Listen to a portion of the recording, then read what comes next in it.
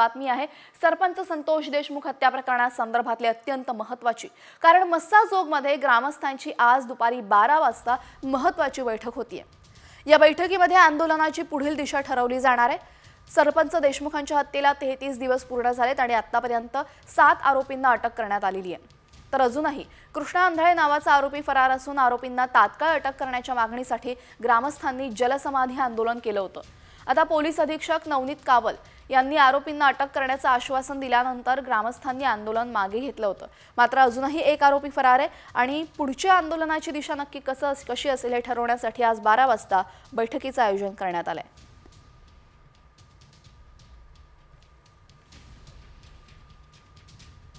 आज बातमी आहे सरपंच संतोष देशमुख हत्या प्रकरणासंदर्भातली अत्यंत महत्त्वाची। कारण मस्साजोगमध्ये ग्रामस्थांची आज दुपारी 12 वाजता महत्त्वाची बैठक होतीये। या बैठकीमध्ये आंदोलनाची पुढील दिशा ठरवली जाणार आहे। सरपंच देशमुखांच्या हत्येला 33 दिवस पूर्ण झालेत आणि आतापर्यंत 7 आरोपींना अटक करण्यात आलेली आहे। तर अजूनही कृष्णा आंधळे नावाचा आरोपी फरार असून आरोपींना तात्काळ अटक करण्याच्या मागणीसाठी ग्रामस्थांनी जलसमाधी आंदोलन केलं होतं। आता पोलीस अधीक्षक नवनीत कावल यांनी आरोपींना अटक करण्याचं आश्वासन दिल्यानंतर ग्रामस्थांनी आंदोलन मागे घेतलं होतं। मात्र अजूनही एक आरोपी फरार आहे आणि पुढच्या आंदोलनाची दिशा नक्की कशी असेल हे ठरवण्यासाठी आज 12 वाजता बैठकीचं आयोजन करण्यात आलंय।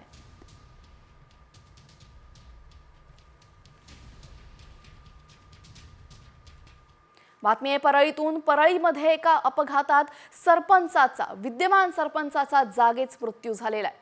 राखेची वाहतूक करणाऱ्या टिप्परने दुचाकीस्वाराला उडवलं आणि यामध्ये विद्यमान सरपंच अभिमन्यू क्षीरसागर यांचा जागीच मृत्यू झालेला आहे।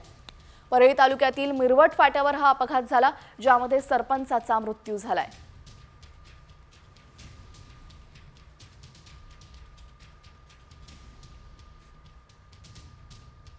यानंतर आता राज्यातल्या महत्त्वाच्या बातम्यांचा घेऊयात वेगवान आढावा।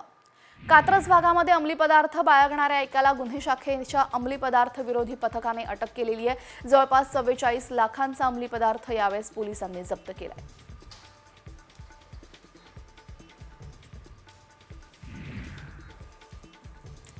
इंदापुरातील गागर गावामध्ये भर दिवसा घरफोडी झाली आहे। अज्ञात चोरट्याने घरात मिळून 9 लाखांचा ऐवज लंपास केला। या संदर्भात पोलिसात तक्रार दिली असून अज्ञात चोरट्याचा शोध सुरू आहे।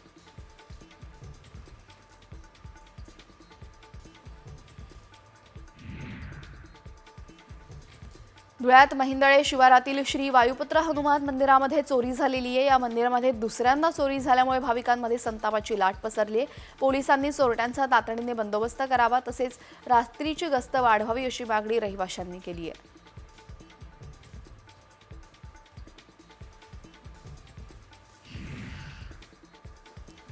नागपुरातल्या हुडकेश्वर पोलीस ठाण्याच्या हद्दीमध्ये चारित्र्याच्या संशयावरून पतीने पत्नीची हत्या केली। या हत्येमध्ये आरोपीने अपघाताचा बनाव रचत हत्याकांड लपवण्याचा प्रयत्न केला होता, मात्र पोलिसांना या घटनेचा उलगडा करण्यात यश आलंय।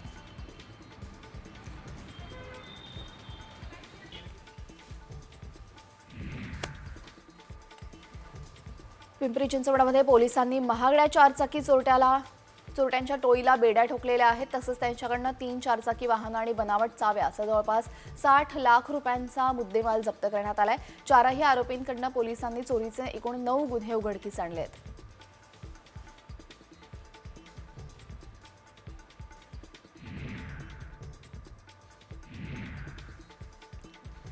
अकोल्याच्या वाळापूर तालुक्यामध्ये वडेगावमध्ये शेतीसाठी शेतकऱ्यांना जीव धोक्यात घालावा लागतोय। निर्गुणा नदीपात्रातला कोल्हापुरी बंधारा तुडुंब भरलाय, त्यामुळे थर्माकोल शीट्स आणि बांबूपासून बनवलेल्या नावेतून नदी पार करावी लागते। मात्र हा जुगाड धोकादायक आहे।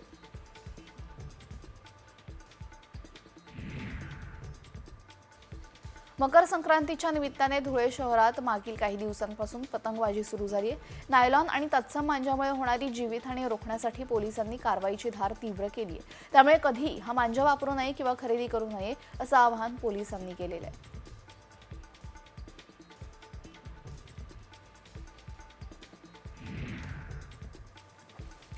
नायलॉन मांजामुळे होणारे अपघात रोखण्यासाठी नाशिकच्या सामाजिक संस्थांनी पुढाकार घेतलाय। दुचाकीला समोर तार बांधून दुचाकीस्वाराचं नायलॉन मांजापासून रक्षण करण्याचा प्रयत्न केला जातोय। यावेळी सामाजिक बांधिलकीतून शेकडो दुचाकी चालकांना मोफत सुरक्षा कवच देण्यात आलंय।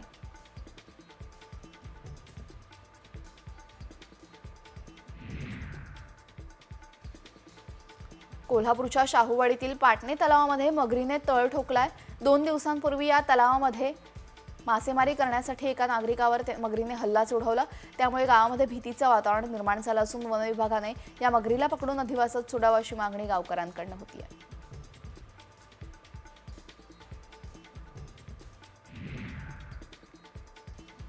बीड जिल्ह्याच्या शिरपेचामध्ये पुन्हा एकदा मानाचा तुरा रोवला गेलाय। खो-खो विश्वकप स्पर्धेमध्ये भारतीय संघाच्या कर्णधारपदी बीडच्या प्रियंका इंगळेची निवड करण्यात आली आहे। प्रियंका ही बीड जिल्ह्यातील केज तालुक्यातील कळंबा आंबा गावाची मुलगी आहे।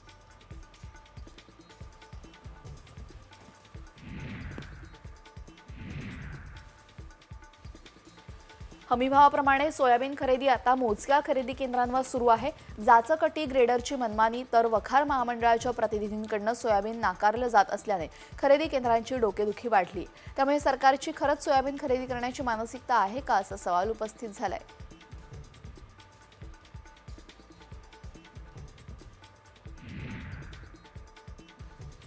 संक्रांतीच्या निमित्ताने बाजारामध्ये आलेल्या विविध भाज्या पाहतोय।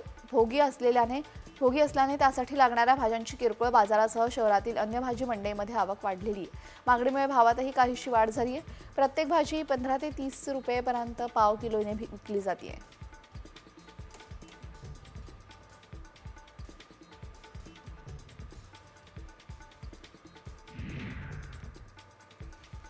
कोल्हापुरी गुळाला देशभरात मागणी असते। शाहू मार्केट यार्डामध्ये गुळाला चांगला दर मिळतोय। नव्या वर्षामध्ये गुळाच्या आवकेत वाढ होऊनही दरात तेजी आल्याने शेतकऱ्यांना दिलासा मिळालाय। यंदा गेल्या वर्षीच्या तुलनेमध्ये 200 ते 300 रुपयांनी भाव वाढलेला आहे।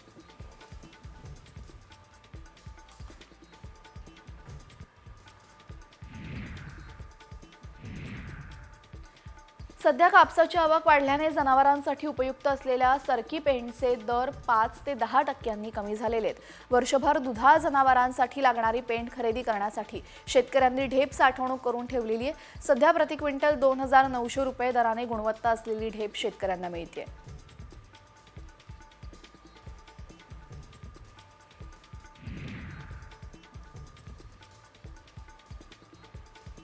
हिंगोलीमध्ये थंडीचा कडाका वाढल्याने माणसांसह मुक्या जनावरांना देखील फटका बसलाय। दुधाळ जनावरांच्या दुधामध्ये घट झालेली आहे। 7 लिटर दूध देणारी म्हैस केवळ 4 लिटर दूध देत असल्याने दूध उत्पादक शेतकऱ्यांचं मोठं नुकसान होत आहे।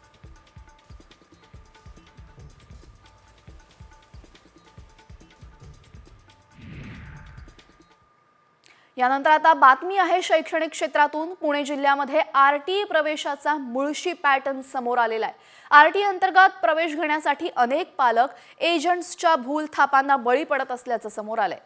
खास करून मुळशी तालुक्यामध्ये असे गैरप्रकार घडलेले आहेत।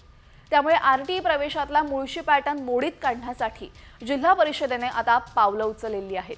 प्रवेश मिळाल्यानंतर त्यांच्या पडताळणीसाठी खोटी माहिती जर आढळली तर शिक्षण विभागाकडून कारवाई केली जाणार आहे। आतापर्यंत चुकीची माहिती देऊन प्रवेश घेतलेल्या 20 विद्यार्थ्यांचे प्रवेश रद्द करण्यात आले असून त्यामध्ये एकट्या मुळशी तालुक्यातल्याच 18 जणांचा तर बारामती तालुक्यातल्या 2 समावेश आहे।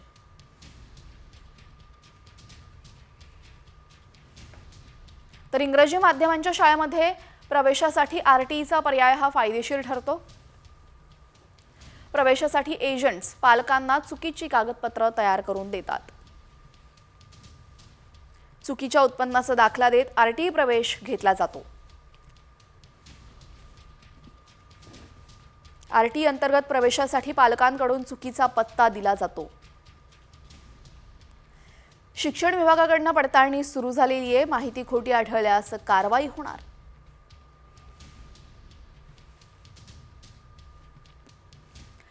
यानंतर आता इतरही महत्त्वाच्या बातम्यांचा वेगवान आढावा घेऊया टॉप 50 मधून। राज्यामध्ये थंडीचा जोर ओसरला आहे। ढगाळ हवामानामुळे राज्यामध्ये गारठा कमी झालाय।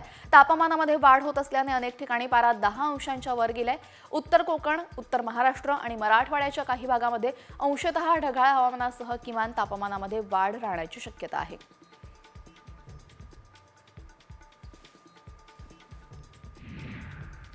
मुंबईमध्ये प्रदूषण प्रचंड वाढलेलं असतानाही नियम धाब्यावर बसवून काम करणाऱ्या तब्बल 462 बांधकाम प्रकल्पांचं काम पालिकेने बंद केलेले आहे। मुंबई प्रदूषणमुक्त राहण्यासाठी कारवाई सुरूच राहणार असल्याची माहिती पर्यावरण उपायुक्तांनी दिलेली आहे। बुलढाण्यामध्ये टक्कलनंतर आता ब्ल्यू बेबी सिंड्रोमचं सावट आहे. जिल्ह्यातील सर्वच तालुके ब्ल्यू बेबी सिंड्रोमच्या छायेत असल्याची शक्यता व्यक्त केली जाते. हा आजार झाल्यास बालकाच्या शरीरातील अवयव कार्यक्षमता कमी होते. या आजारामध्ये नवजात बालकांचा समावेश होतो.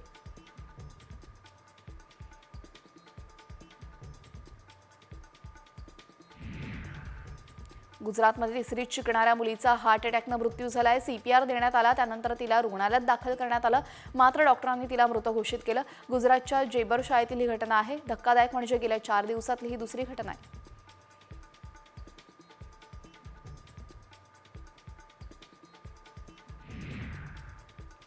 वंदे भारत एक्सप्रेस नंतर विना वातानुकूलित अमृत भारत एक्सप्रेस सुरू करण्यात आली आहे. तिकीट दर कमी असल्यामुळे 4 अमृत भारत एक्सप्रेस सुरू करण्याचा विचार रेल्वे प्रशासन करत आहे. या एक्सप्रेसलाही चांगला प्रतिसाद मिळतोय.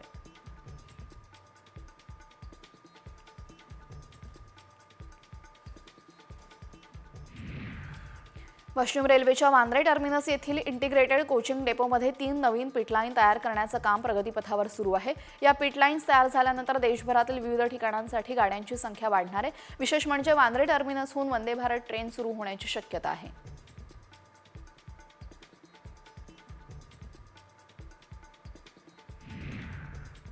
नवी मुंबई शहरामध्ये वाढत्या प्रदूषणामुळे मनपातर्फे प्रत्येक विभागामध्ये डीप क्लीन ड्राईव्हला सुरुवात करण्यात आली आहे. या अंतर्गत शहरामध्ये फॉगिंग मशीनद्वारा हवेमध्ये पाण्याची फवारणी करून धुळीचं प्रमाणही कमी करण्यात येत आहे. या माध्यमातून वातावरणातील धुळीचं प्रमाण कमी होऊन हवेची गुणवत्ता वाढवण्याचे ध्येय ठरवण्यात आले.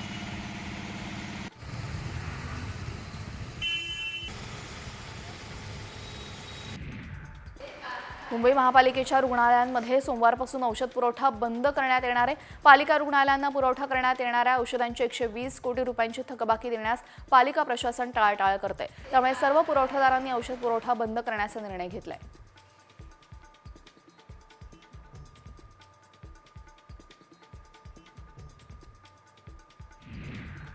तुळजाभवानी देवीच्या शाकंभरी नवरात्र महोत्सवामध्ये पारंपरिक जलयात्रेचं आयोजन करण्यात आलं. हत्ती आणि घोड्यासह वाजत गाजत तुळजाभवानीच्या मंदिर गाभाऱ्यामध्ये जल अर्पण करण्यात आलं. यासाठी तुळजाई नगरीतील हजारो महिला भगिनी पंपापाशी पापनाशी तीर्थ कुंडामधून पाणी आणलेलं आहे.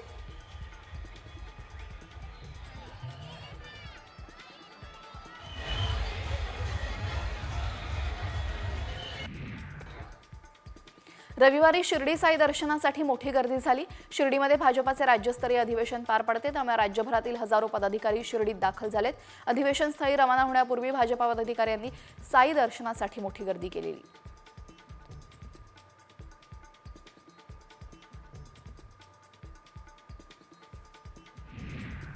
वर्ध्यामध्ये गजानन महाराज पालखी सोहळा उत्सवाला सुरुवात झालेली आहे. टाळ मृदुंगाच्या गजरामध्ये निघालेल्या शोभायात्रेमुळे वर्धा नगरी दुमदुमलेली आहे. शोभायात्रेमध्ये वारकऱ्यांनी खेळलेली फुगडी आणि रिंगण हे आकर्षणाचे केंद्रबिंदू ठरत आहेत.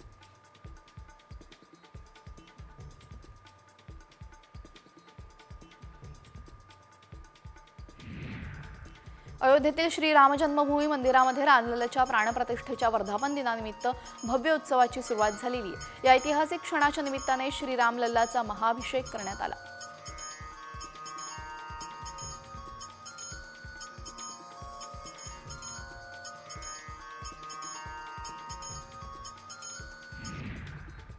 राम मंदिराच्या प्राणप्रतिष्ठा सोहळ्याच्या पहिल्याच वर्धापन दिनी राम स्वरूपामध्ये सजलेली एक छोटी मुलगी सर्वांचं लक्ष वेधून घेते. तिचा व्हिडिओ सोशल मीडियावर प्रचंड व्हायरल होतोय.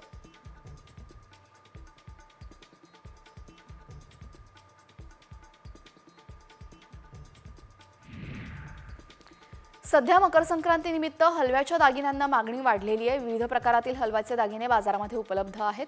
लहान मुलांसाठी सेट विविध प्रकारचे असल्याने मागणी अधिक आहे.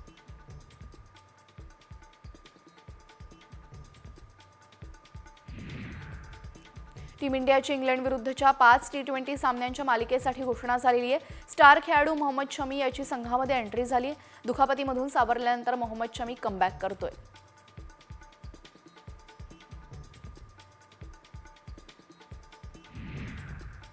भारतासाठी ऐतिहासिक कामगिरी करणाऱ्या नीरज चोप्राच्या शिरपैचात मानाचा तुरा रोवला गेलेला आहे.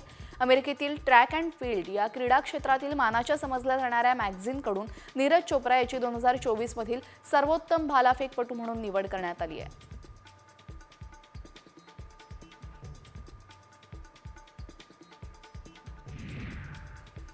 बॉलिवूडची धगधग गर्ल माधुरी दीक्षित आज सोलापुरात आली होती. जुन्या एम्प्लॉयमेंट चौकामध्ये PNG ज्वेलर्सच्या उद्घाटन सोहळ्यामध्ये माधुरीने हजेरी लावली. यावेळेस मराठीमध्ये भाषण करून तिने सोलापूरकरांची मनं जिंकली. तिला पाहण्यासाठी तिच्या लाखो चाहत्यांनी एकच गर्दी केलेली.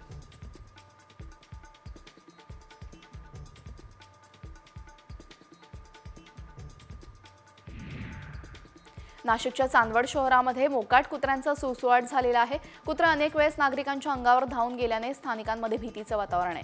या कुत्र्यांचं निर्बीजीकरण करून त्यांचा बंदोबस्त करावा अशी मागणी सामाजिक कार्यकर्त्यांनी केलेली आहे.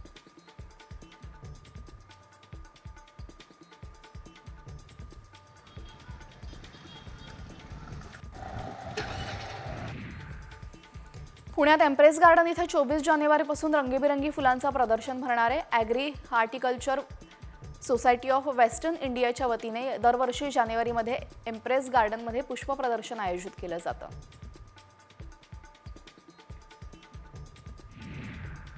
बारामतीमध्ये कृषी प्रदर्शनामध्ये शेतकऱ्यांना लाल सूर्यफूल पाहायला मिळणार आहे. सर्वसाधारणतः आपल्या भागामध्ये पिवळ्या सूर्यफुलाचं उत्पादन घेतलं जातं, मात्र कृषी विज्ञान केंद्रामध्ये लाल रंगाच्या सूर्यफुलाचं पीक पाहायला मिळणार आहे.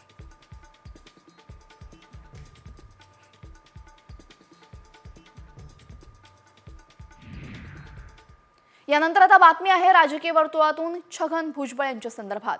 छगन भुजबळ आज शेगाव दौऱ्यावर आहेत. शेगावमध्ये आज राज्यस्तरीय माळी समाजाचं संमेलन पार पडतंय आणि मंत्रिपदाने हुलकावणी दिल्यानंतर पहिल्यांदाच ते माळी समाजासमोर संबोधित करणार आहेत.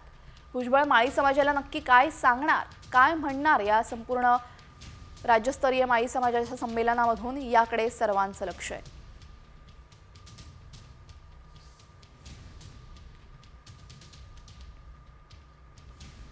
यानंतर आता बातमी आहे तुमच्यासाठी अत्यंत महत्त्वाची. तुम्ही नकली रंगाच्या भाज्या खाताय का? होय, कारण तुमच्या भाज्यांना कुणीतरी रंग मारतंय. असं आम्ही का म्हणतोय यासाठी पहा हा स्पेशल रिपोर्ट. तुमच्या भाज्यांचा रंग नकली.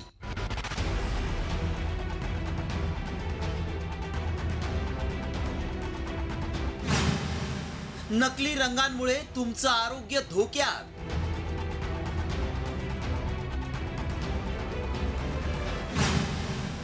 व्हायरल मेसेज मागचं सत्य काय?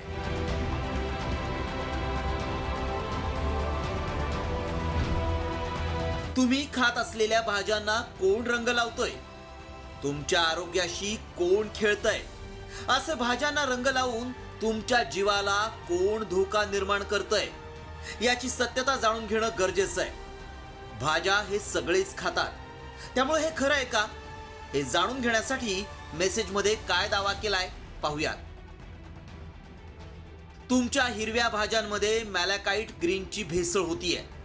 भाज्या ताज्या दिसण्यासाठी रंगांचा वापर केला जातो. हा घातक रंग तुमच्या पोटात गेला तर गंभीर आजार होऊ शकतात. हा दावा अतिशय गंभीर आहे, त्यामुळे आमच्या व्हायरल सत्य टीमनं याची पडताळणी सुरू केली. त्यावेळी आम्हाला FSSAIनं एक व्हिडिओ शेअर केल्याचं आढळून आलं. त्यावेळी त्यांनी भाज्यांना लावलेला रंग कसा ओळखायचा हे दाखवलं. Take a cotton piece soaked in liquid paraffin. Rub or dab the outer green surface of a small part of the lady finger. No color change observed on the cotton. The cotton piece turns green.